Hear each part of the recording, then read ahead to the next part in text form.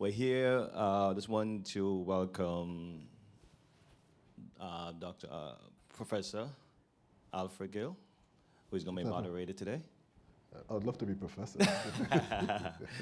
Oh, and you have the delegates here from the Caribbean that would be sharing with us the sides of regarding climate change, and they're here for the summit. So we'll get more information, and you will have a chance to ask questions. All right, you ready to go? Yes, I think we are. Okay, let's do it. All right, yeah, good evening, everyone. My name is Alfred Gill. I am the Vice President of the International Consortium of Caribbean Professionals. As a group, we are very concerned about the Caribbean, the work of Caribbean professionals, and the impact of, as it is now, climate change on making all these things happen. Today we have a wonderful panel of young folks who have opportunity to share experiences about the climate change issue. We are very concerned about the issue of climate change in the Caribbean. We don't want to take to the hills, so we want to get a chance to see what it is the problem is, identifying the problem and ways of mitigating climate change. So let me start first by asking, and you can go around in each and introduce yourselves, but as you introduce yourselves, speak a little bit about your journey in getting to this place. And we start with Shanika. All right, good afternoon, everyone. My name is Ms. Shanika John. I am from St. Vincent and the Grenadines, and I am here attending the Climate Change Youth Summit. My journey in getting here into this space, in talking about climate change, started from before 2017, but I wanted to just stick it at 2017 when UNDP afforded a number of youth delegates from across the region to participate in a climate change summit, and that was held in Jamaica. When we met in Jamaica, three of us and some of our other colleagues and other young people, we discussed issues that were affecting us, issues that young people are facing, and we sought to challenge our policymakers, our leaders, that these are things that not only concern you as a politician, as a leader, but these are also things that are important to us as young people for even longer life. And coming out of that conference, we decided that why should we end there? So we did not end there. After that, we went back into our countries. We formulated our statement. We formulated our plan. We've been having dialogue on the internet. We've been keeping in contact with each other.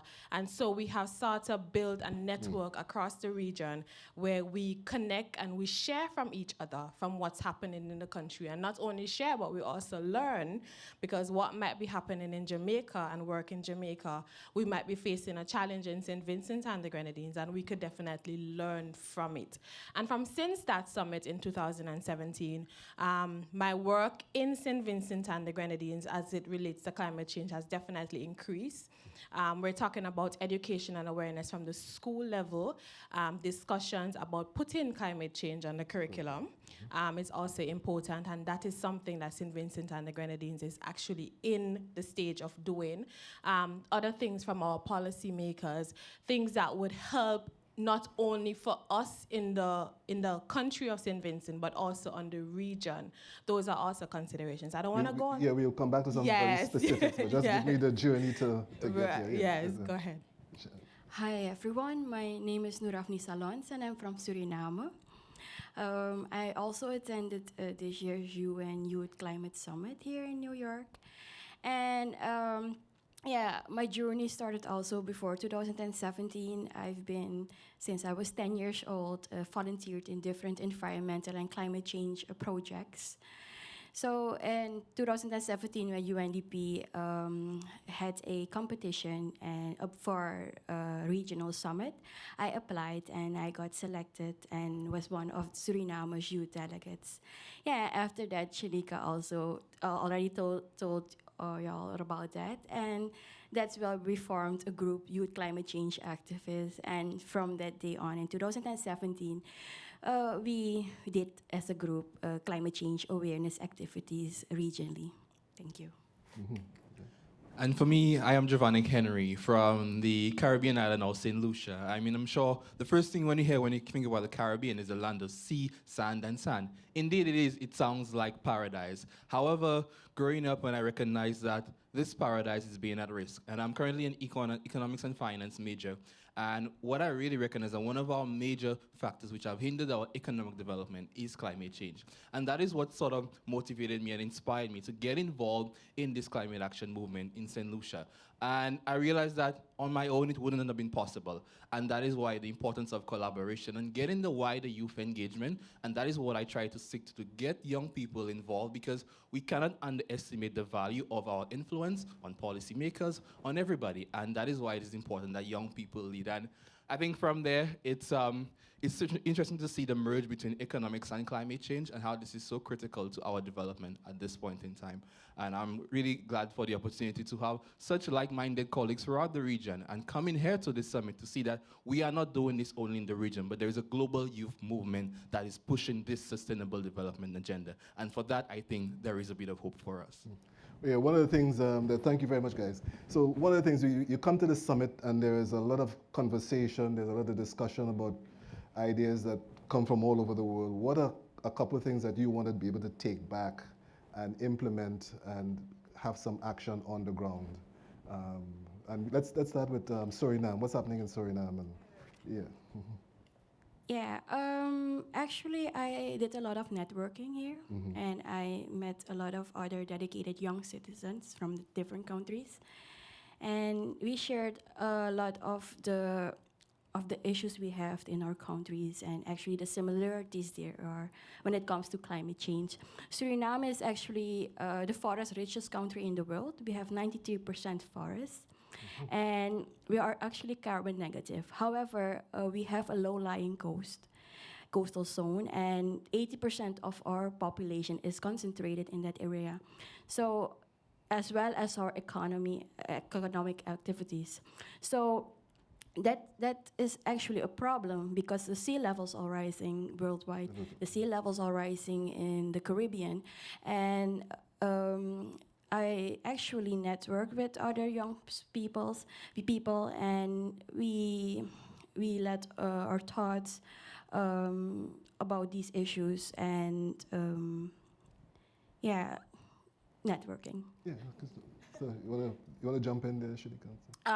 So attending the summit, they had a number of different sessions, breakout sessions, side sessions. One of the sessions that I attended that really stood out was the finance and proposal writing. For us in the Caribbean, I think one of the challenges and limitations that we have is that we don't tend to document a lot of what we do.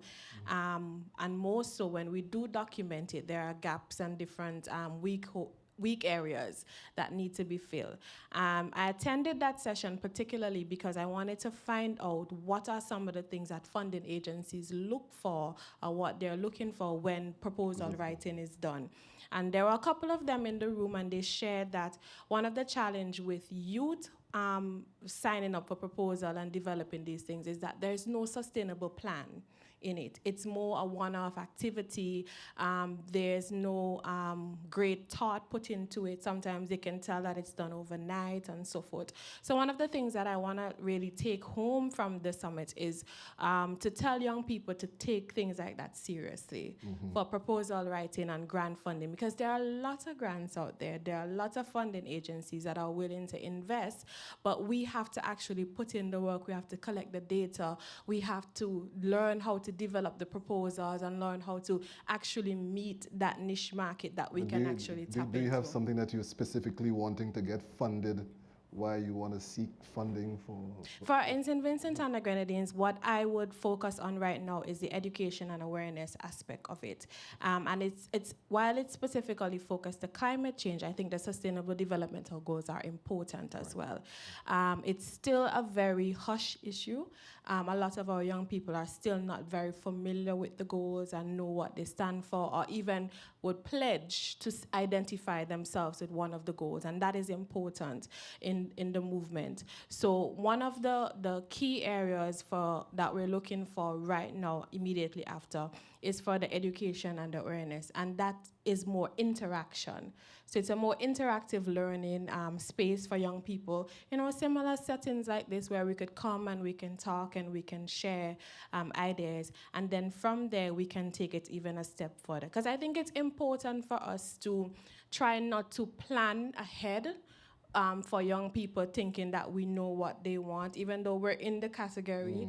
I don't want to be like, our policymakers and leaders with the exclusion. So we want to make sure that they're included in the process at first, and then after we can move with a more concrete plan.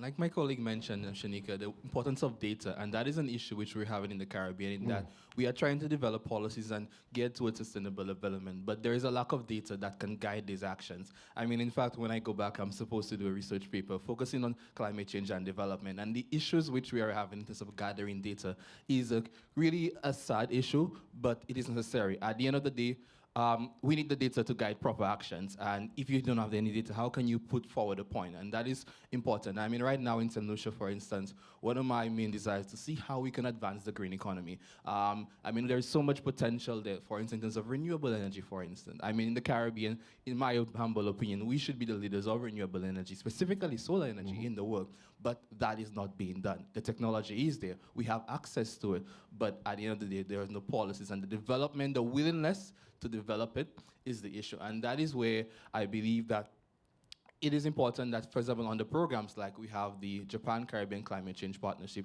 which has enabled us, I believe this is probably one of the flagship programs in the Caribbean that has allowed us to build our resilience in our mitigation and adaptation efforts. Because at the end of the day, like my colleague from Suriname mentioned, that many of us, our contribution to the carbon emissions globally are quite minuscule, So what we can do at this point in time is to build our resilience in terms of our adaptation and mitigation efforts. However, we cannot do it on our own. That is why the importance of climate finance is critical, and that is one of the reasons why we are here, to bring our message to the world that, we need your assistance, we need your guidance, because at the end of the day, yes, we are small islands, but we do matter, and it is important that we get this assistance from the developed countries, those who contribute more significantly to the carbon emissions. Good. We have a bunch of questions that we could still ask, but I know there are experts and concerned folks in the audience, and you want to have a chance to ask a question. But while you're thinking of formulating your question and asking, climate change is SDG 13, and action on any one of the SDGs, the Sustainable Development Goals, impacts all of them. So Shanika was talking about education and awareness, and so education SDG 4. So it impacts all of the effort around sustainable development, and with a focus, even if it's a focus on climate change. So anyone in the audience want to ask a question of these wonderful bright young people here? Yes, son, you're going to speak up. You have a mic, and we're going to have it recorded. So. Good afternoon. First and foremost, my name is Derek Skeet, and I met these wonderful young people. I want to commend you for the work that you're doing, because I think that when I look at the environment and the environmental arena, I see where a lot of people are sort of disconnected, young and old, disconnected from the environmental arena, because for the main fact that we tend to think that once you concern yourself with the environment, you become a tree hugger. You're just one of those individuals who just, you of course, you're interested in the environment, but not to the extent where you're looking at it from climate resiliency, not from the extent where you're looking from solar energy or education. So I want to commend you, each and every one of you, for the work that you're doing, and to keep doing what you're doing. Keep your foot on the gas pedal. Now, my concern in particular is us looking at the very issues that you're concerned with, but at the same time, we recognize that in the Caribbean, we have what we call SIDS, Small Island Development States. Yes. And you mentioned in Suriname, where 80% of your population lives close in the coastal areas where they could be impacted. And we've seen over the last few years where the intensity and frequency of sort of hurricanes in the region can become a problem for us. Within the last 2 years, we saw what took place in Dominica and some of these other countries. Now, from your individual countries, what plans, if any, are in place addressing the issue of climate resiliency? And if not, what could you do, what could we all do to help make that become a reality, for us to have some sort of plan, because, of course, we can see then the intensity and frequency of hurricanes and thunderstorms in the region can become problematic for us. And if we're not aware, if we're not prepared, it can become a potential problem, which lives lost and, of course, property as well. Degradation to the environment and all that. The first thing we should work on is awareness, and the best, you can start with education, because when you start with the youth, you're planting seeds, and that will someday grow when the potentials are met. However, Suriname is working on a disaster risk reduction plan, and we are currently working on that, and it should be finished by next year. After all, I come back to awareness. If people are not aware of the sea levels rising, of all the effects of climate change, they will not stand still. They will not realize what will happen. So we'll work on awareness. We'll work on our education system. Yeah.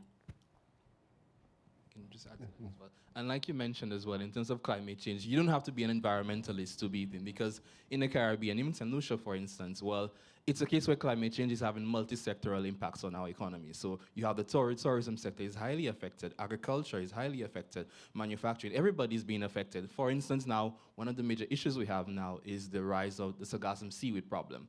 And that is having a detrimental effect on our tourism sector. In that, I mean, everybody comes to the Caribbean for the beaches and whatnot, but at the same time now, the sargassum is literally taking over our beaches. And there are social entrepreneurs. So for instance, there's one young entrepreneur who is now converting that sargassum seaweed into organic fertilizers, which the farmers can then use for their benefit. And it's very inspiring to see when you see young people take short steps. On a national level, we have developed what we call our national adaptations plans as to guiding how each sector can see how they can adapt. So for instance, now in building and that sort of thing, there are different building codes to ensure that all buildings are climate resilient for hurricanes and that sort of thing.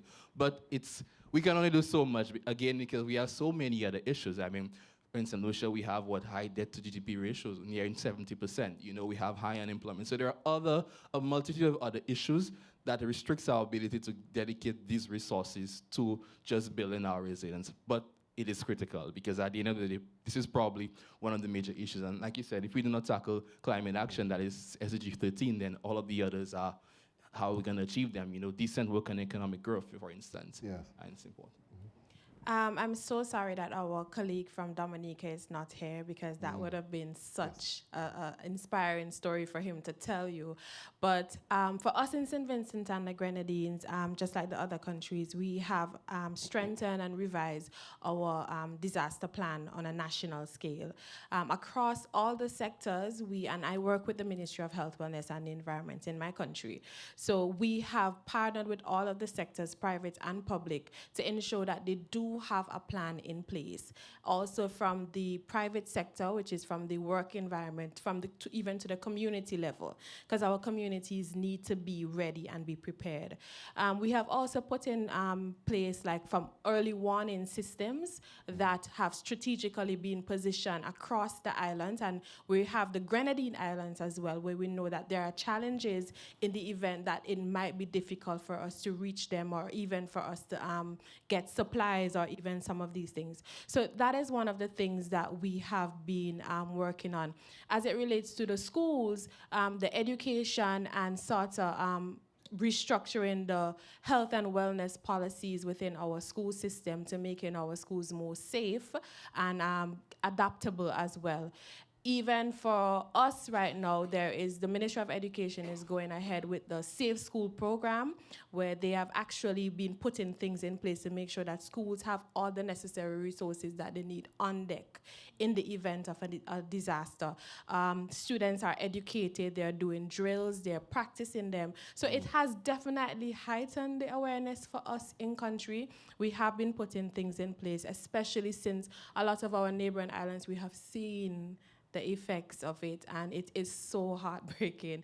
But we have been putting the measures in place. Unfortunately, the advanced technologies and the advanced mitigation tools that are used in other more developed countries, we have not yet in some instances had a chance to access those. And for us as young people, we have touch base with other young people in our regional setting who have ideas, who have apps, who have the technology, who have the ideas, but they just need a spark or enter into a space where they can develop it further. Yeah, that's some interesting points. Sort of piggybacking on that, we know that there would be barriers to making those changes. You talk about the data, you talk about technology. Talk a little bit about the political will. Is the political will there for addressing climate change? And then we'll take another question from the audience. Probably the best person from a political standpoint. But yeah, like I always tell the young people that we are the leaders. I mean, it's generally said that we are the leaders of tomorrow. But like I tell our other, I always tell young people, the message to our leaders should be, we are the leaders of tomorrow, but we need to lead to these efforts to ensure that a tomorrow is possible. And how do we do that? One, it involves stepping out of our comfort zone. And I mean, for instance, we have had certain issues in terms of pushing certain policies, because at the end of the day, we all know how the political landscape can be influenced, for example, by the oil companies and all of this stuff. But it is important that if we have our position, right, and again, once we have sufficient data to back our point, that there is no reason why we cannot push the agenda to get the right policies that we want. And that is why it is important that this summit is happening together with the United Nations General Assembly, where we got an opportunity, on Saturday, to dialogue with world leaders for an intergenerational panel, to bring our point across, because yes, our efforts on a local level it can do, but we need the efforts to be done at a policy level as well. It is important. It has to go hand in hand. And like I was telling young people, we just need to keep on pushing the agenda, never be, shy to say what is necessary. I mean, we look at what has happened in certain world agreements where certain world leaders have stepped out from it. But that does not mean be a deterrent to us that we should reduce our efforts. In fact, that should intensify our efforts to ensure that our, what we want for us and for future generations can be achieved. Okay. Let me get another question from the audience.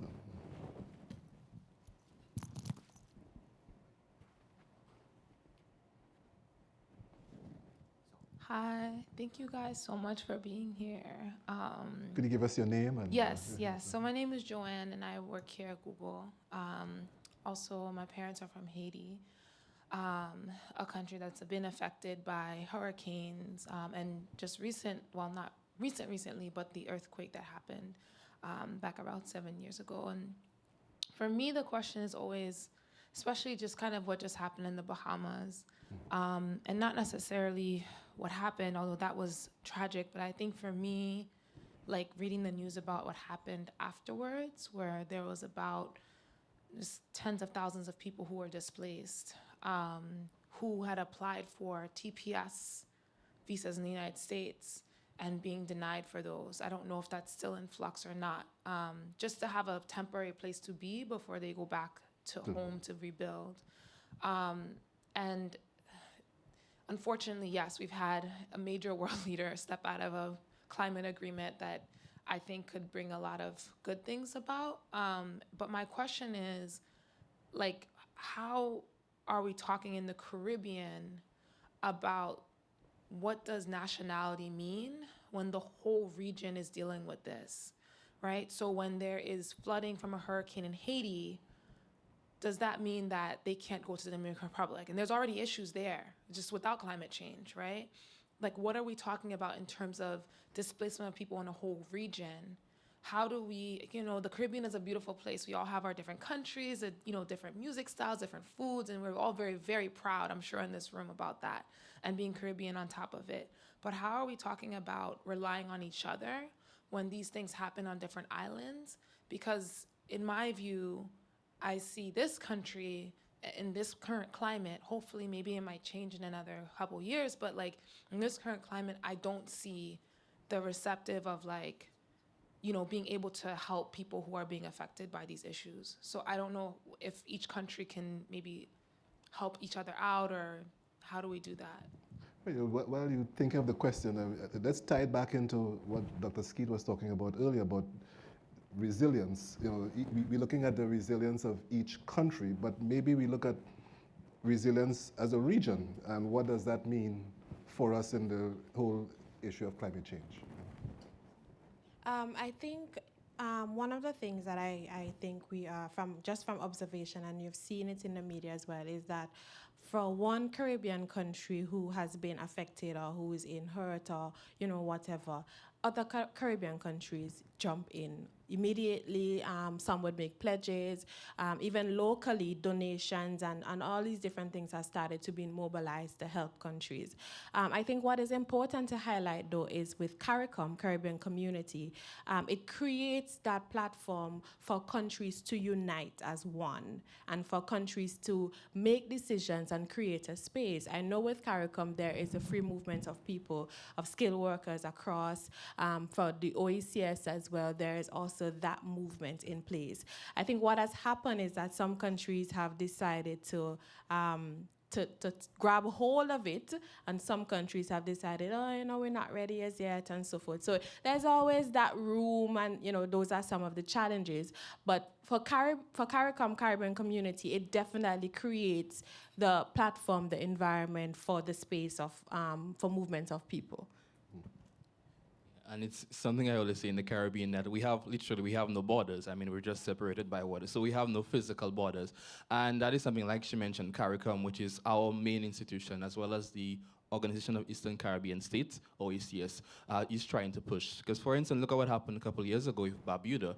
I mean, most persons had to leave the small island and go to the mainland Antigua, and that created several issues. Look at now with the Bahamas. And that is something which I have always said that it is sad, but climate change is actually a threat to global peace, which could lead to, I don't want to say a refugee crisis, but it could lead to similar situations when you have persons being displaced on such a constant basis. And that is why, in terms of legislation from an international perspective, as to how do we create this, I don't want to say this global citizen, but essentially, that ability to move around freely. And it's sad, for example, what we see now with certain nations in terms of borders and whatnot. But in the Caribbean, we have the institutions available right now. I mean, I could just move across because I live in Barbados right now. I don't even need a passport. I just go with my ID and whatnot. So there are these facilities available within the region. As to whether it can be improved, certainly. I mean, in terms of the cost of moving around and the difficulty. But there are facilities available in place that will allow persons, for instance, after a natural disaster, that they can easily resettle. And again, we are open doors. We welcome everybody. Because when I speak here, I do not speak on behalf of just St. Lucia. I live in Barbados, but I do not just speak on behalf of Barbados. I speak on as the entire region. And that is something, as young people, we are trying to push that. We do not want to be seen as a single entity. I come from an island with 180,000 people. I mean, that is like just a couple of blocks in Manhattan, So that is why when I speak, we speak as a region. And I think from there, that is the right that is the right approach to take, that we are one region, one people. Anything on that? I agree with him. Other questions from the audience? And thank you. Sure. Yes, hi, I'm Jeannie. So my question, because we're in the States here, do you all have a delegate that's based here in New York? And if the answer is yes, how can we get involved with them? And because we are coming into a very major political year, is there anything that we could vote that could help you all, or anything of that nature? Because I hadn't heard about anything as it relates to climate change that would help us, but also help you guys, because representing Jamaica, but because we're all one. So that was my question. So as it is right now, we are online. We're trying to utilize as much as the social media platform that it is. From this summit, we are actually going to meet to put some plans in place for our next steps. So we'll definitely take your information, and then we made some contacts in terms of some networking. So you're going to see and hear about us a lot more. And we're very thankful for spaces like this that give us the opportunity to connect with people like you and other persons who may be in a similar position to get involved. As it is right now, we have not put anything on our agenda for voting, or we have not made any concrete decisions. We do have some ideas on the table, but once we meet later this week, we're going to synchronize them and structure them properly so that we can get it out there in a unified way. But so you'll definitely hear from us. Yeah, there are a couple of things that we still need to also address. One, in listening to little snippets of the conference proceedings, there was a lot of discussion about fear and anxiety. Did that come across to you guys as something of concern when you go back? Are you going to be having to address fears and anxiety from young people about the future? Does it look disastrous? Can the work that you're doing today impact you today? Are you working only for tomorrow? Give a sense of that sort of the discussion on the conference. I think, and that is one of the benefits of such platforms like the UN Youth Climate Action Summit, because in any advocacy, in any activism efforts, there are moments where you would question yourself as to whether your ability to achieve your desired objective is worth it. But when coming to this summit, seeing that there is actually a global movement, and that is what like I was sharing with my colleagues yesterday, that I feel that there is a new fire that is burning inside of me, that to show that we are not just doing this alone. There are young people, even in the USA, I mean, there are fantastic movements, climate movements here, that are pushing this agenda. It kind of gives you a motivation to want to continue. So in terms of fear, I believe just having this comfort that, hey, we are not doing this alone. There are people all over the world. We look at what's happening in Europe, Greta, for instance. We look at what's happening in the US now with the climate strikes and all of that. It shows that, we're not doing this alone, and I believe that alone can be a motivation, because collectively, we can save our planet. That's as simple as I can put it. Collectively, we can, and it is good to see that there is a collective global effort in tackling these issues. Yeah, actually, we are the youth, we represent the youth, and we are the majority in the world. So when we come together as one and act on the different issues, we will achieve change. We all will. So I believe that that's, for me, motivation enough to go there and to tackle this. Yeah. I want to just shift a little bit on something. So Victor has been at the forefront of, entertaining you guys and showing you a little bit of New York and the like. He's also involved in in the creative arts, and we're looking at, discussion on the creative campus.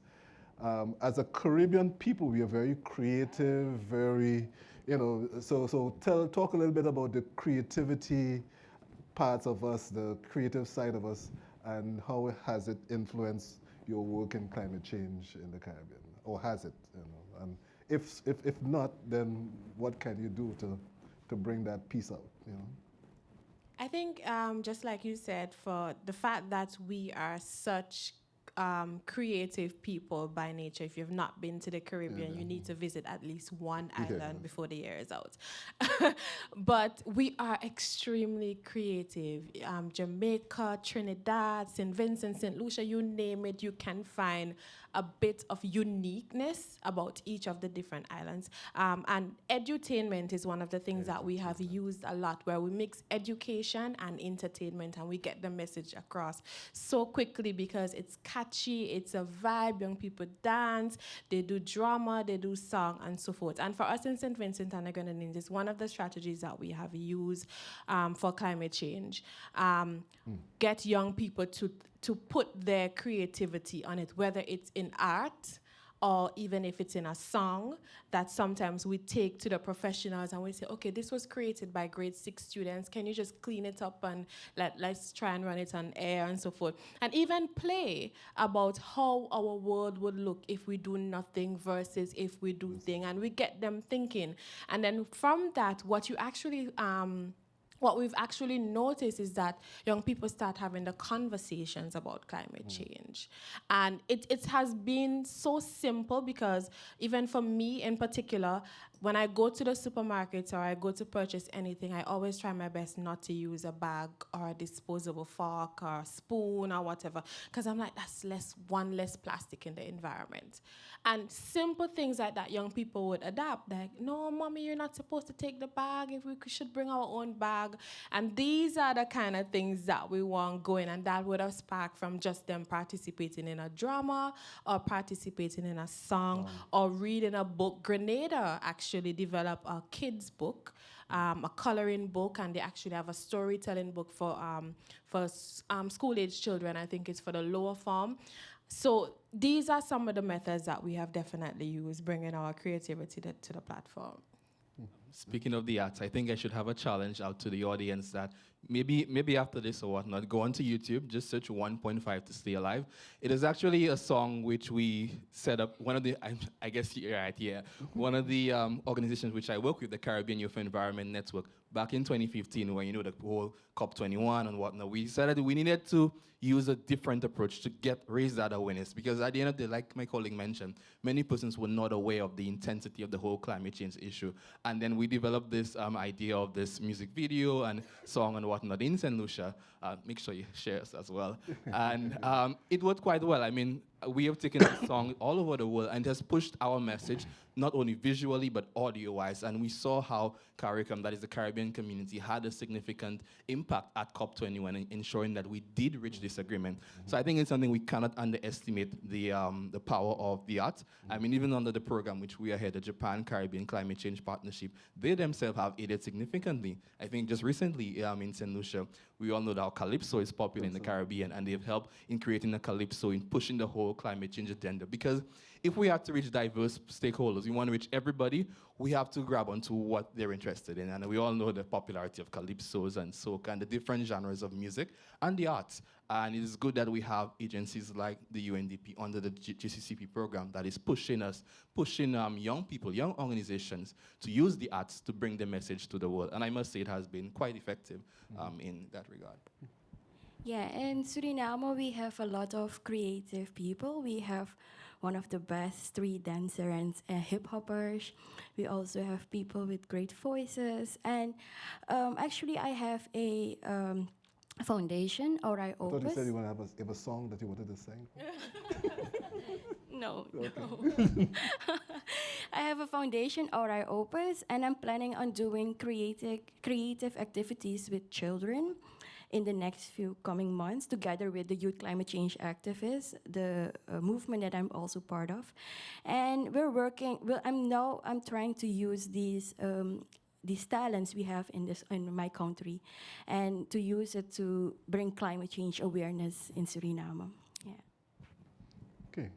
I know we're coming close to wrapping it up, but are there any other questions from the audience? And, what?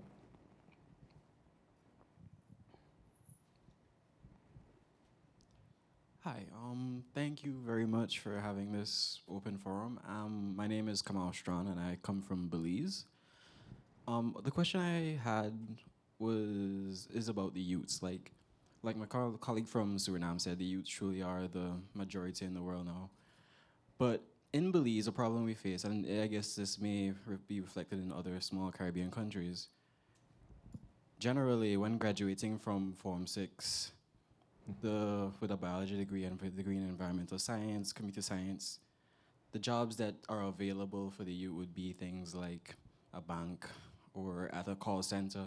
So what opportunities are there for the youth to be able to apply their knowledge? And I'm trying to apply this to the climate change, but how do you guys involve them, like give them opportunities beyond like to utilize and get involved with the climate change issues? And is there an economy that can be built around mitigating climate change, mitigating the effects of climate change? That is something which, again, from an economic background, I always try to say that we should not only see climate change as a disaster, but as an opportunity.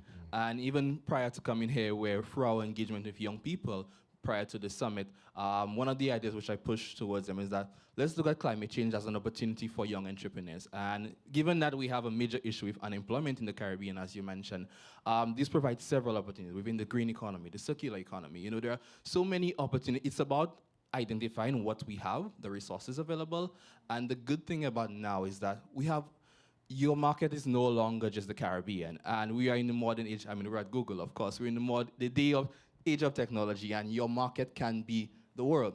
I mean, like I mentioned earlier on, the young entrepreneur who has been recognized on the global stage called Alga Organic, where he saw the problem with the sargassum seaweed, and now it's into a nearly multi-billion-dollar company in the island. So it's about looking at these different issues that are of a reason as of climate change and see how, the opportunities for developing, the technology. Actually, at one of the sessions which we had on Saturday, we had a competition where it's a summer of solutions, where young people were encouraged to develop different solutions with the opportunity for funding and expanding these programs. Actually, as well, just recently, the UNDP has this Acceleration Lab program where it has allowed persons to, you have this innovative idea, for instance, whether it be on the blue economy, for instance, this innovative idea, and you are given the assistance, the guidance that will allow you to bring this idea to fruition. So it's about just, as I said, identifying the resources and grabbing onto these facilities that are available and making the best of it. And one of the things that I always like to say to young people is use Google. Google is so amazing. It tells you how Are you putting a plug for the... They didn't pay me to do this. No, I'll talk to you after. Google is so amazing in that it tells you all of the different organizations, non-profit organizations, youth organizations that are out there that you can connect with. And that's what you want. I know a lot of times it's frustrating when you just finish school and you want a job and so forth. But volunteering and getting into something that you're passionate about could actually lead you in the right direction. I know it did for me in particular, which is where I am today, because I actually volunteered. And, growing up, I always was very vocal and I wasn't afraid to talk. And today, look. So don't be afraid. Don't use the internet just for Instagram and social media and so forth. Use Google to find out what are the opportunities, what are the organizations that exist around you, in your country, in the region, and then just send them an Instagram message. Hey, I saw this. I would like to get involved. How do I get involved? And you might be surprised to see where that takes you. All right. I think we had a pretty robust round of discussion on this topic. We'll entertain just one last question and we will call it, yes, Dr. White Davis. Listen to the inspiration, the commitment, and the enthusiasm. And I would like to see, and it's at a very high level, all right? I'd like to see it continue along that pathway, all right? Question I would like to ask, as you look forward as futurists, okay, is there any major constraints or problem you see in your way that may prevent you from implementing some of the grand ideas that you have? And have you think about how you might be able to overcome? Hey, stump everybody with that. Something to think about. Yeah, like you say, if any... I pose that because sometimes we don't think about it in advance, and it's important for us to do that. Yeah, certainly, like you said, if anything, constraints, there would be constraints in any effort. There are also several constraints from the political level, that is. Yeah. I mean, governments generally tend to, I can speak from personal experience, that they generally tend to fear when they see young people are banding together, towards whatever effort is, whether it be climate change and whatnot, because we are a threat, So definitely from the political level, there can be a major constraint, but I believe one of the major constraints would be the fact that getting people to be willing to do a sustained effort. And that is always the issue, that we start something and then there's no continuity or the desire, the willingness to go on. It's always the issue, specifically with young people. Yes, you get that inspiration to start something. Let's take this climate action now. But then to continue it, it's always difficult. And that is why this group, the YCCCA group, I believe, is one of the good examples where essentially we started off, like my colleague mentioned, in 2017 at the regional conference. And we decided, we didn't want to just end this movement at this conference. Let us form a regional movement where we can engage young people throughout the region and beyond in ensuring that there is a sustained movement towards climate action in the Caribbean led by young people. And that is why now we have moved on from the Caribbean and we are here at the UN Youth Climate Summit, taking our voice and our actions to a higher level. So definitely I believe it's the difficulty in getting a sustained, continuous willingness to fight the fight. So we get Daphne, and then we'll end with you. So. Yeah, at the point where we are now as a group and as individuals, the spark that is in us right now, nothing can stop us. Nothing can stop us. We will go on and on and on till we reach our goal, and that's it for us.